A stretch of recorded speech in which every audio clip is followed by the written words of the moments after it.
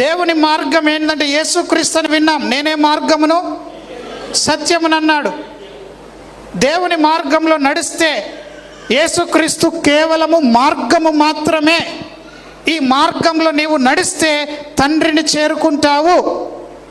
ఒప్పుకుంటున్నారా? తండ్రిని ఎవడన్నా చూడాలంటే వాడు నా ద్వారానే తప్ప ఎవడు కూడా తండ్రిని చూడలేరంటున్నాడు దేవుడు. రక్షింపబడిన నీవు మధ్యలో పడిపోకుండానట్లు తండ్రిని చూసే వరకు, తండ్రిని చేరుకునే వరకు ఈ మార్గంలో నీవు నడవాలి. హల్లెలూయా. భూమి మీద ఆయన మార్గం తెలియబడాలంటే నిన్ను చూసే ప్రజలు తెలుసుకుంటారు. హల్లెలూయా. రక్షణ అంటే ఈ లోకంలో ఉన్న వాళ్ళు బైబిల్ చదవరు, దేవుని మాటలు వినరు, కానీ నిన్ను చూస్తారు, నీ మాటలు వింటారు, నీ ప్రవర్తన చూస్తారు. దీనివలన అనేకుల్లో ఏమొస్తుంది? రక్షణ